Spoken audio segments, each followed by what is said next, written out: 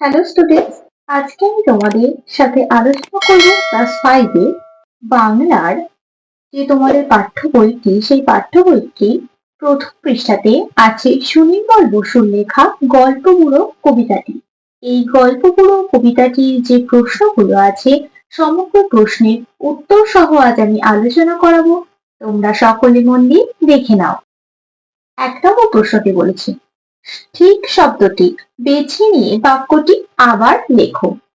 আমি এখানে টিক চিহ্ন দিয়ে রেখে দিচ্ছি। দেখো, উত্তরে হাওয়া বলতে বোঝায় হাওয়া যখন উত্তর দিক থেকে বয়ে আসে, এমন ভাবে গ্রীষ্ম, শরৎ, শীত, বর্ষাকালে হাওয়া বয়। উত্তরে হাওয়া বলতে বোঝায় হাওয়া যখন উত্তর দিক থেকে বয়ে আসে, এমন ভাবে কোন কালে হাওয়া বয়? শীতকালে। তলাতে দাগ দিয়ে দিলাম এবং টিক চিহ্ন দিয়ে দিলাম। থুত্তুরে শব্দটির অর্থ চনমনে, জড়সড়, জ্ঞানী না নড়বড়ে? নড়বড়ে। রূপকথার গল্পে যেটি থাকে না, দত্তি দানব, পক্ষীরাজ, রাজপুত্তুর না উড়োজাহাজ? এই তিনটে তো থাকে রূপকথার গল্পে, যেটা থাকে না উড়োজাহাজ। রূপকথার গল্প সংগ্রহ করেছেন এমন একজন লেখকের নাম বেছে নিয়ে লেখো। আশাপূর্ণা দেবী, দক্ষিণারঞ্জন মিত্র মজুমদার, সত্যজিৎ রায় আর শরৎচন্দ্র চট্টোপাধ্যায়। কি হবে? দক্ষিণারঞ্জন মিত্র মজুমদার। তারপর দেখো বলেছি সুনির্মল বসু 1902 থেকে 1975। জন্ম বিহারের গিরিডিতে। সাঁওতাল পরগনার মনোরম প্রাকৃতিক পরিবেশ তার মনে কবিতা রচনার অনুপ্রেরণা জাগায়। প্রধানত ছোটদের জন্য সরস সাহিত্য রচনা করেছেন, যার মধ্যে রয়েছে ছড়া, কবিতা, গল্প, কাহিনী, উপন্যাস, ভ্রমণ কাহিনী, রূপকথা, কৌতুক নাটক প্রভৃতি।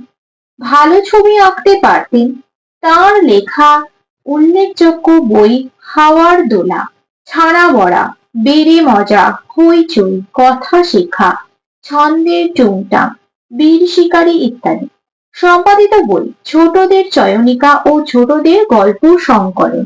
1956 সালে ভুবনেশ্বরী পদক পান। রচিত আত্মজীবনী জীবন খাতা কয়েক পাতা। 1955। তিনি বাংলা সাহিত্যের এক স্মরণীয় শিশু সাহিত্যিক। গল্পগুলো কবিতাটি সুনির্মল বসুর শ্রেষ্ঠ কবিতা থেকে নেওয়া হয়েছে। এখানে সুনির্মল বসুর সম্বন্ধে লেখা আছে, পড়লাম। এবার কি প্রশ্ন দেওয়া আছে দেখো, লেখালেখি ছাড়াও সুনির্মল বসু আর কোন কাজ ভালো পারতেন? আমি দেখো এখানে উত্তরটা লিখে দিচ্ছি। এখানে দেখো তোমাদের বলেছে যে ভালো ছবি আঁকতে পারতেন, তাহলে লিখে দেবো লেখালেখি ছাড়াও সুনির্মল বসু আর ভালো ছবি আঁকতেন, তাহলে এখানে লিখে দেবো ছবি আঁকতেন। কোন কাজ ভালো পারতেন? ছবি আঁকতেন। তার লেখা দুটি বইয়ের নাম লেখো। দেখো এখানে লেখা আছে যে ছানা বড়া, বেড়ে মজা, হইচই, কথা শেখা, ছন্দের টুংটাং, বীর শিকার। এখানে এগুলোর মধ্যে যে কোনো দুটো লিখবে। আমি লিখলাম ছানা বড়া আর নিলাম কথা শেখা, বা হইচই লিখতে পারো। ও হইচই, এখান থেকে দুটো যে কোনো দুটো লিখবে। তারপরে তিনি প্রশ্নটি বলেছে এলোমেলো বর্ণগুলিকে সাজিয়ে শব্দ তৈরি করো। আমি খাতায় লিখে দেখাচ্ছি, দেখে নাও।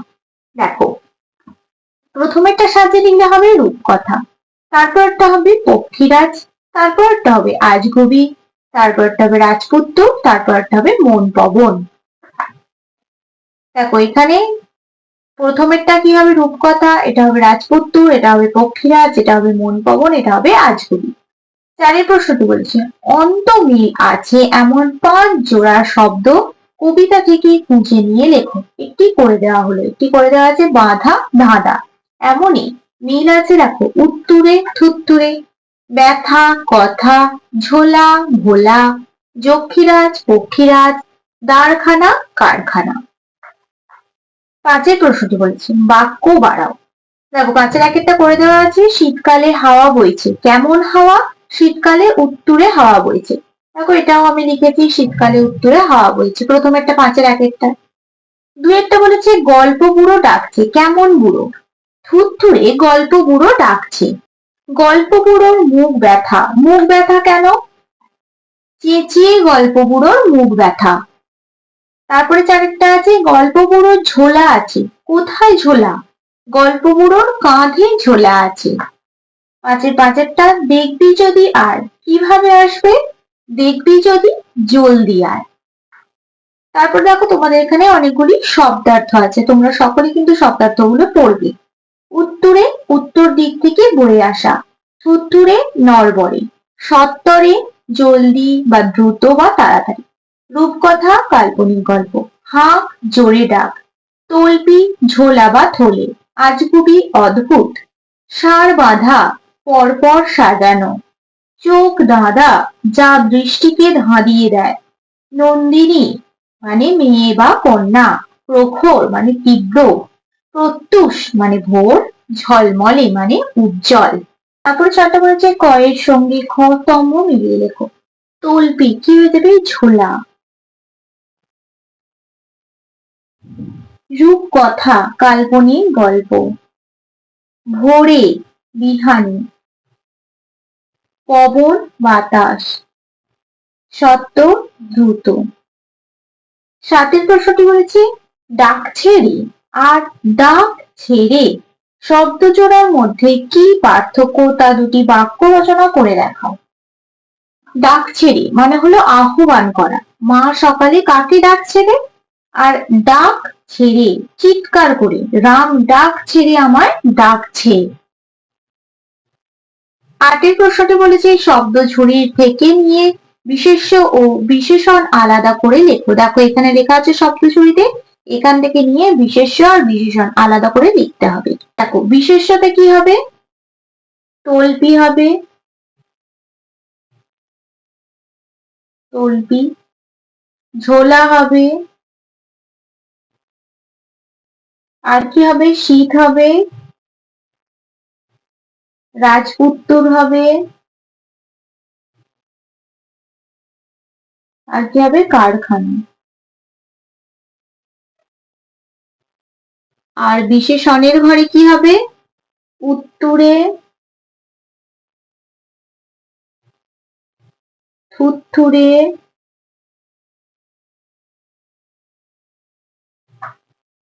জলদি, আজগুবি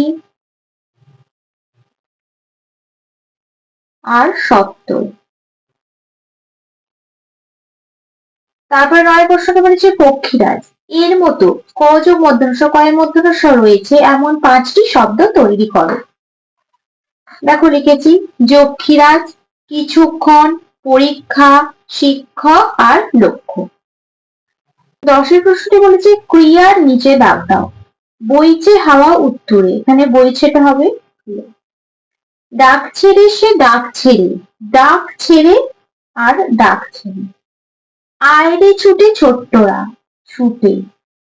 দেখবি যদি জলদি আয়, দেখবি আয়। চেঁচিয়ে যে তার মুখ ব্যথা, এখানে চেঁচিয়েটা হবে ক্রিয়া।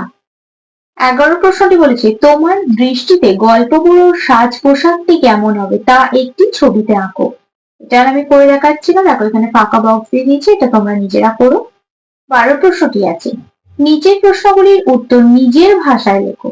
12-র একেরটা আছে গল্প বুড়ো কখন গল্প শোনাতে আসে। গল্প বুড়ো শীতের ভোরে গল্প শোনাতে আসে। 12-র 2 গল্প বুড়োর ঝোলায় কি কি ধরনের গল্প রয়েছে? দত্তি, দানব, যক্ষীরাজ, রাজপুত্তুর, পক্ষীরাজ, কড়ির পাহাড়, মানিকহীরা, সোনার কাঠি, ময়নামতি, তেপান্তরের মাঠ, কেশবতী, নন্দিনীর গল্প রয়েছে। গল্প বুড়ো শীতকালের ভোরে ছোটদের কিভাবে ঘুম থেকে ওঠাতে চায়? শীতের ভোরে হাঁক ছেড়ে চেঁচিয়ে রূপকথা চায়, রূপকথা বলে ছোটদের ঘুম থেকে ওঠাতে চায়। 12-4-এর প্রশ্নটি আছে রূপকথার কোন কোন বিষয় কবিতাটি রয়েছে? দত্তি, দানব, যক্ষীরাজ, রাজপুত্তু, পক্ষীরাজ, ময়নামতি, কেশবতী নন্দিনী ইত্যাদি বিষয় কবিতাটিতে রয়েছে। 12-5 প্রশ্নটি বলেছে গল্প বুড়ো কাদের তার গল্প শোনাবে না? গল্প বুড়োর ডাক শুনেও যারা শীতের সকালে ঘুম ভেঙে উঠবে না তাদের তার গল্প শোনাবে না। 13 প্রশ্নটি বলেছে দেখো তোমার পড়া অথবা শোনা একটি রূপকথার গল্প নিজের ভাষায় লেখো। দেখো আমি একটি গল্প এখানে লিখে দিচ্ছি, তোমরা এখানে তোমরা যে গল্পটা পড়েছো বা শুনেছো সেটা তোমরা লিখো। আমি লিখলাম শেয়াল ও কুমিরের গল্প। শেয়াল আর কুমিরের গল্প। এখানে একটি বলেছে তাই একটি লিখে দিলাম। তাহলে স্টুডেন্টস আজকে আমি তোমাদের ক্লাসটি এখানেই শেষ করছি। খুব তাড়াতাড়ি আরো একটি নতুন ক্লাস নিয়ে হাজির হবো তোমাদের সামনে। যদি তোমাদের আজকের ক্লাসটি ভালো লেগে থাকে তাহলে অবশ্যই লাইক, কমেন্ট, সাবস্ক্রাইব এবং শেয়ার করতে ভুলবে না। সকলেই সুস্থ থাকবে, স্বাভাবিক থাকবে। সকলকে অসংখ্য ধন্যবাদ জানাই।